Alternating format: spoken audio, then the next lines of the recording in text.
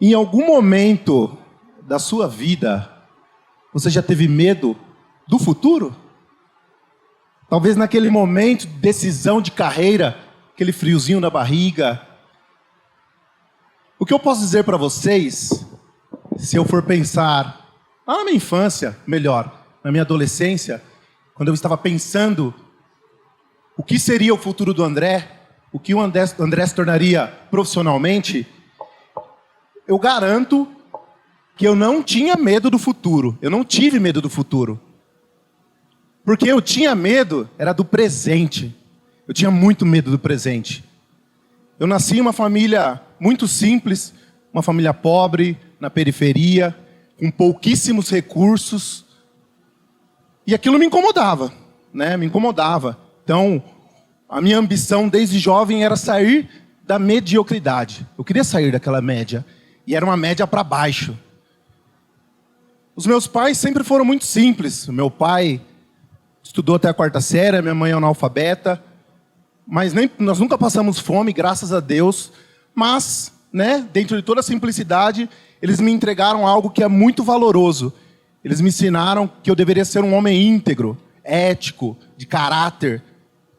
Então, os meus pais foram as primeiras referências na minha vida. E referência é muito importante. Porque eu tinha muitas referências negativas. E os meus pais foram minhas primeiras referências positivas. São as minhas referências, foram o meu norte. E profissionalmente, quando eu pensava em futuro do trabalho, o meu irmão mais velho era a minha referência profissional. Naquela época, ele já era líder em uma grande empresa. E eu via o crescimento profissional do meu irmão e pessoal, e financeiro. Ele foi a primeira pessoa a comprar um carro na nossa família, uma Brasília amarela, linda. E naquele carro, ele me levou pela primeira vez no cinema. E eu lembro até hoje daquele momento, aquela experiência fantástica. Eu lembro do cheiro da pipoca, o cheiro da poltrona, aquele ambiente fantástico. Por isso que eu sou apaixonado por cinema. E se não bastasse isso, ele me colocou na Brasília novamente e me levou num restaurante, num shopping, onde eu pude experimentar coisas que eu nunca tinha comido na minha vida. Então tenho essa lembrança, essa memória. Isso é muito importante. Meu irmão, quando eu olhava o meu irmão, o que eu pensei? Eu quero ser igual a ele, eu quero trabalhar na mesma empresa que ele. E aí, naquela minha simplicidade, eu montei o meu plano. Falei, preciso começar. E o meu plano era, eu vou me formar em engenharia mecânica e vou trabalhar nessa empresa. E comecei meu plano. Precisava começar. Fui para o Senai, fiz meu curso de técnico em mecânica de usinagem, me formei. E como nem tudo são flores, né? Acho que é importante ter referência, mas é importante ter resiliência também. Naquela época eu não consegui um contrato de jovem aprendiz e eu fiz o Senai de uma forma suada. Sem dinheiro muitas vezes para o ônibus, mas fiz. Me formei. E o meu outro irmão trabalhava numa usinagem, ele já era torneiro mecânico. E o chefe dele o deixava em casa todos os dias. E depois que eu me formei no Senai, eu falei, meu próximo plano é começar a trabalhar.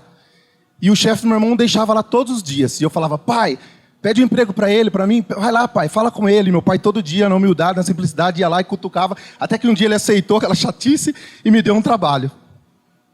E eu comecei a trabalhar naquela usinagem. E foi uma experiência legal, né? Comecei meu trajeto. Só que assim, as coisas vão acontecendo, vão evoluindo. Eu não consegui trabalhar naquela empresa onde meu irmão trabalhava. Talvez eu e meu pai, os únicos homens da minha família que nunca trabalharam naquela empresa. Todo o restante trabalhou. Reajustei meu curso. Minha irmã mais velha trabalhava na área da saúde, técnica de enfermagem. Foi minha segunda referência profissional. Me inspirei nela, queria trabalhar de branco, ser diferente. Enveredei para a área da saúde. E novamente montei um plano. Comecei, fiz meu curso de auxiliar de enfermagem, técnico de enfermagem. Comecei a trabalhar na área da saúde. Aí me esbarrei novamente, não tinha grana para fazer uma universidade. Consegui, graças a Deus, uma bolsa de estudos. Me formei como enfermeiro, com louvor, né? Trem todo dia, sofrimento, resiliência e tudo bem, mas me formei. Alcancei meu plano. E não parei por aí, né? A minha missão era muito grande. Me especializei na área de gestão e comecei a trabalhar na área de gestão de pessoas. E descobri que a minha missão era trabalhar com pessoas. E desde então eu faço isso. Trabalhei um bom tempo na área da saúde, fui coordenador, gerente, diretor hospitalar, superintendente. Cheguei até o cargo de secretário de saúde. Com 29 anos eu já era diretor de um grande hospital. Né? Com 30 e poucos anos eu era secretário de saúde, olha que honra. Mas aí outras referências apareceram na minha vida. O meu sogro sempre foi empreendedor. E eu me inspirei muito nele para a questão de empreendedorismo. Minha esposa trabalhava junto com ele. E eu me envolvi com aquela questão e me apaixonei por empreendedorismo. Então eu fiz minha mais recente transição de carreira. Hoje eu sou empresário. Hoje eu trabalho com contratação de estagiários e jovens aprendizes. Lido com pessoas. Sou apaixonado pelo que eu faço. Principalmente quando eu falo com um jovem, que é a minha paixão. Só que dentro desse processo eu já me esbarrei com algumas questões tristes. Todas as vezes que eu vou conversar com jovens, eu sempre faço a mesma pergunta. Então eu os coloco em roda, 30, 50 jovens, e faço essa pergunta. Você tem alguma referência profissional na sua vida? Sabe o que eles respondem? Isso aqui, ó, silêncio. Por incrível que pareça, os jovens não têm referência profissional. E quando eu questiono, eu me aprofundo nas perguntas, e o seu pai, a sua mãe, seu irmão e seu tio? Eles não têm. A minoria possui uma referência. E isso é uma questão importante. Esses jovens, sim, precisam ter medo do futuro. E nós também precisamos ter medo do futuro com esses jovens, porque eles estarão nas portas dos hospitais, estarão dirigindo, estarão produzindo. Esse é o nosso futuro. Mas o jovem, não basta só nós apontarmos o dedo e falarmos que essa é uma geração menos inteligente, menos interessada. Porque assim, o jovem sofre muito sem referência. Então, o jovem muitas vezes ele pensa, para que eu nasci? Qual a minha missão? Ele está sozinho. E os jovens hoje, eles são autênticos, eles são flexíveis, mas eles precisam de referência. Lá na minha adolescência, quando eu queria trilhar o meu caminho, eu não queria simplesmente trabalhar na empresa que meu irmão trabalhava. O meu plano era ser chefe do meu irmão. Esse que era o meu plano. E quando eu fiz minha transição de carreira, que eu via minha irmã lá no hospital como técnica de enfermagem, eu queria ser chefe dela. Esse era o meu desejo, meu íntimo. A minha ambição era essa, eu queria dominar tudo, queria dominar o hospital. Esse era meu objetivo. E no meu trabalho recente, quando eu fui trabalhar com a minha esposa, o meu objetivo... Não, mentira, jamais eu desejei ser chefe da minha esposa, porque eu não poderia... Se eu pensasse isso, ela já ia descobrir e aí a coisa ia ficar feia em casa. Mas assim, eu tinha essa ambição. E os estudos recentes mostram que uma grande porcentagem dos jovens, eles não querem um cargo de gestão. Eles não querem ser CEOs, CFOs. Eles não querem ser presidentes, gestores. Eles não querem... Não é uma questão que eles não querem responsabilidade. Mas os jovens de hoje, eles priorizam muito a saúde mental, o bem-estar. Eles querem trabalhar em home office. Então, é uma geração diferente. É uma geração diferente. Outras pesquisas mais recentes mostram também que os líderes de hoje em dia, eles têm dificuldade em lidar com a geração que é diversa.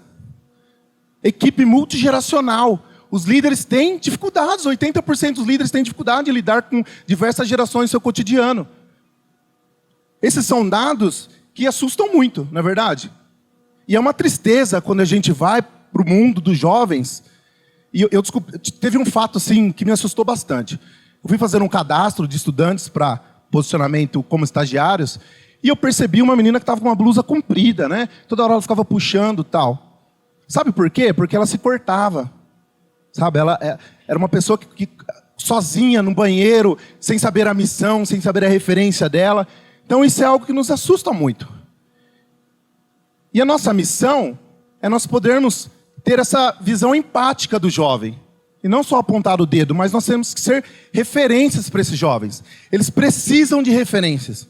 E quando eles me dizem que eles não têm referência, isso é assustador. Isso é muito assustador. Olha, eu posso dizer com certeza que a referência, faz a diferença na vida de todos. De todos. De todos. E assim, hoje, a minha outra preocupação, além de lidar com jovens, é ser referência também dentro de casa. Ser referência para os meus 3 filhos, ser referência para os meus sobrinhos, ser referência para os meus alunos, ser referência para esses jovens que eu convivo. Então isso me traz uma reflexão muito forte do futuro do trabalho. Quando a gente olha na história da humanidade, os diversos fatos, vamos citar alguns aqui. Descoberta do fogo, a invenção da eletricidade, a invenção da internet, primeira, segunda, terceira revolução industrial, a invenção do smartphone, inteligência artificial, 5G, metaverso, tantos acontecimentos. E quando a gente reflete sobre esses acontecimentos, existe um fator em comum em todos eles. O fator em comum entre todos eles é gente. Sempre foi muito mais gente do que máquina. E sempre será muito mais gente do que máquina. O ser humano sempre foi protagonista em todos os acontecimentos da nossa história. O ser humano, ele é protagonista em todos os acontecimentos. E o ser humano continuará a ser protagonista em todos os acontecimentos. E a reflexão que eu quero deixar aqui hoje é: esse jovem, esse profissional em início de carreira, qual a referência que ele está seguindo? Não basta só eu perguntar para ele qual é a referência que ele está seguindo. Eu tenho que pensar, qual referência eu sou para esse jovem? Sabe aquela famosa frase? Se você não sabe para onde você quer ir, qualquer caminho serve. Essa é a realidade de muitos jovens hoje em dia. Então, para nós, não basta só pensarmos no nosso futuro, no futuro do meu trabalho. E o que eu peço também, o que eu penso, não é que nós devemos passar a mão na cabeça dos jovens, mas nós devemos pegar nas mãos deles e ajudá-los a encontrar um caminho. É isso, muito obrigado.